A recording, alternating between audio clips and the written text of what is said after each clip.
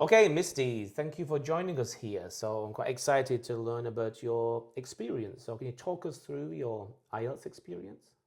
So for IELTS, I actually went through a very typical process at the beginning. I had to memorize a lot of vocabularies and practice a lot for the exam. But I finally realized that language learning is through real life conversation. So I think talking with Western people, like from foreign country, helps a lot for me to actually using this language in real life. It helped a lot for my speaking test, and um, for other like listening, reading, I actually practiced a lot and read a lot of articles. Okay, so when you said it seems like you changed your plan, right? So when you were learning vocabulary, did that work? And how did you do it? How did you try to learn new vocabulary? So learning new vocabulary is actually very boring. Actually, you have to recite a lot Mhm. and go through it a thousandth time. So I think it's a process that you have to, if you really want to get high score, you Mm. really have to go through that process. So I just make myself schedules, and Mm. every day I need to recite all of these vocabularies and try to use it in real life. That helped me to memorize as well. So you actually had lists, or you had like books with keywords inside passages? Like, how did you do I had a big, big book, like a really thick, a big book, like, and also I take some notes on my own notebook. it? Hmm. Yeah. Okay. So recently I found this like memorization method where you read before bed, then you sleep, and when you wake up, you read again. The same. And supposedly a lot of my Asian friends say this really works, and I've seen it work in practice. So did you try that? Uh, Actually, it was a long time ago. Mm-hmm. I can't really remember, but it is working. I should say, yeah.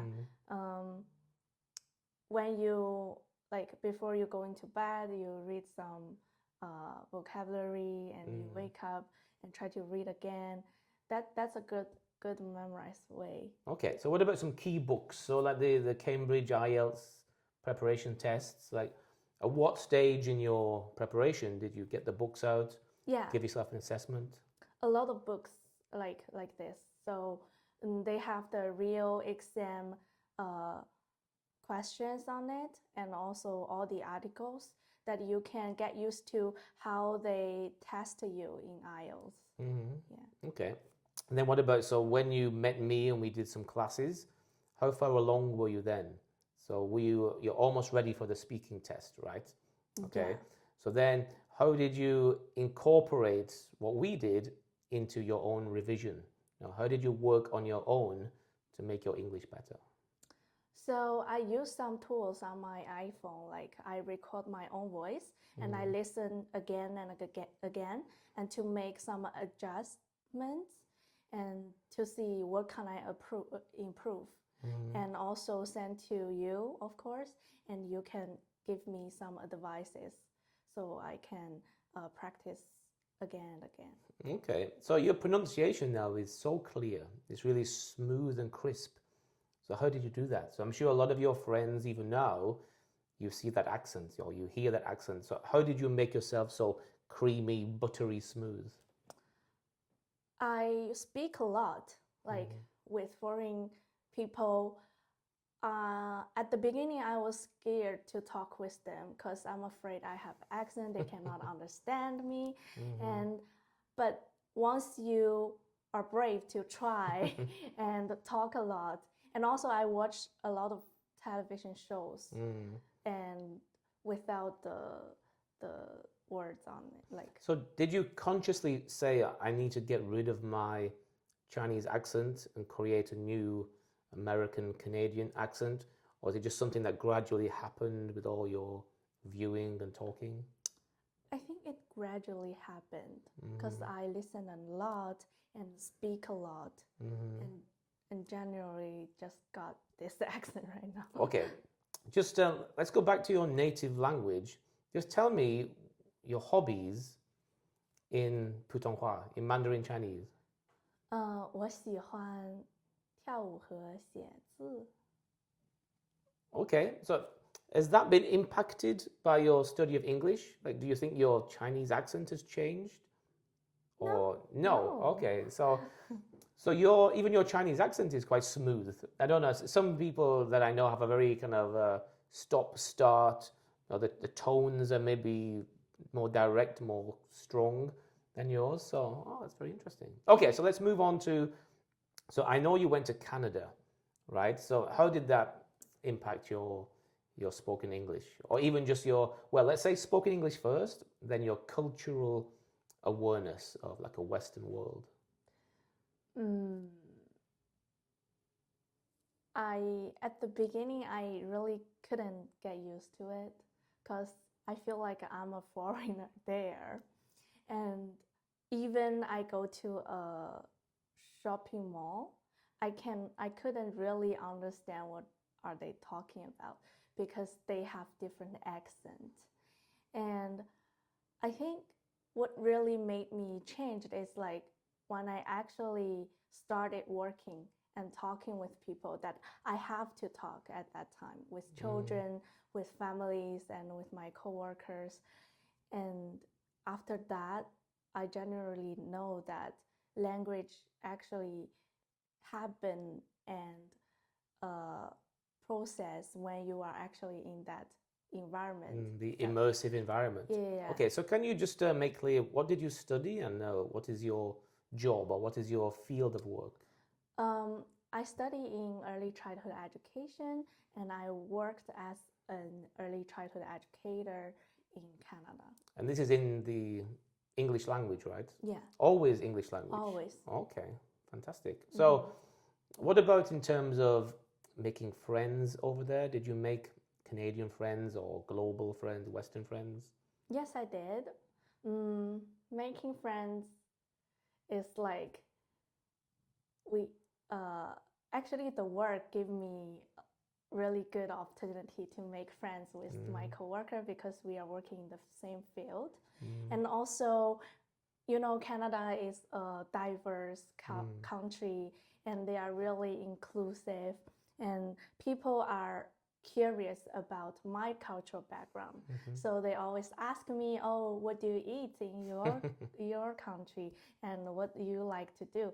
And that helped me to express myself a lot and making friends with them. Okay. Generally. And did you feel you had to bridge some kind of divide? Like, about music? Now, could you bring your Chinese music to your new friends?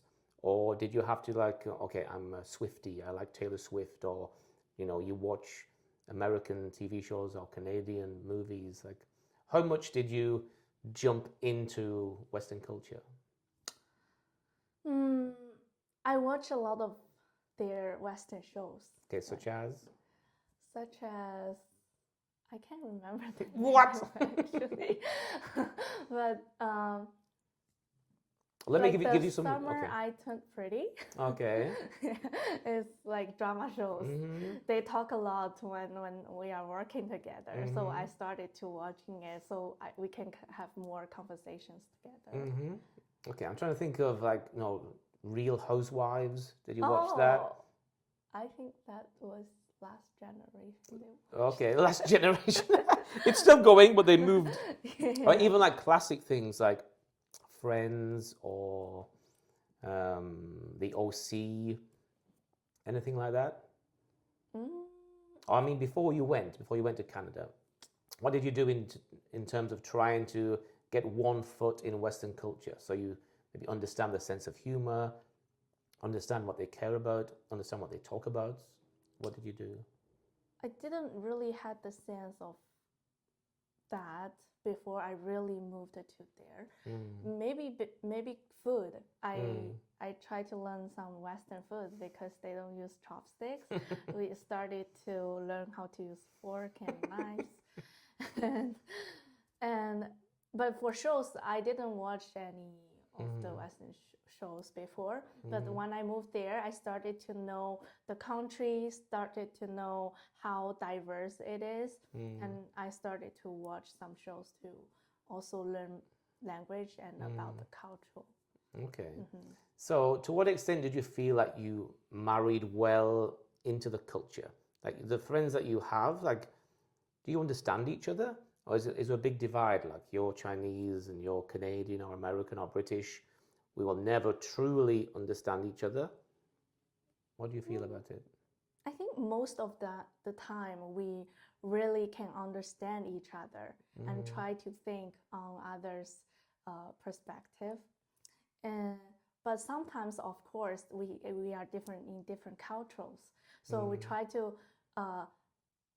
express ourselves more and try to respect each other in that inclusive environment. Okay. So what about, because you're an educator now yourself, so sometimes I talk about deconstruction, where some of my students, they come and their pronunciation is so bad, their grammar is so bad, and it's almost like we need to start again. Like, did you have that feeling? Did you have some bad habits you needed to get rid of? Or could you just move from like this level and just move quite smoothly into a better level of speaking? My recommendation is that you really need to recite a lot of vocabularies. You need to have that vocabulary first, and then you started to learn how to use them in real life, and maybe watch some shows, maybe talk to Western people to see how their culture is and compare with yours, and to help yourself improve in your language. So how do you make sure that you're pronouncing this vocabulary correctly? Just you need to learn, like you need But to you're learning, imitate. so if you read the book, yeah, so imitate. So you read a book, but you've also got some audio file, or you just you check it on the dictionary, or you've got some phonetic alphabet which tells you how to pronounce it. Yeah, How would you I do it? search on my phone and then put on speaker and learn. Really? Yeah. Okay, well that's so like Like intensive, repeat. right? That's a big deal. Yeah. So are there any shortcuts? Are there any easy ways that you think you could pass on to people? Just talking to Western people, and you learn from their accent. Because when you say something not really correct, they will correct you when they are repeating your words. So you learn how do you from feel them. about that? People correcting you all the time, drive you I'm crazy? happy to. You're happy? More than happy. I know a lot of students like that. They're very humble. Yeah. For me, I'm like, no, this is how I say it. It took me years to calm down and be humble enough. Okay. Very good. Do you have any questions for me?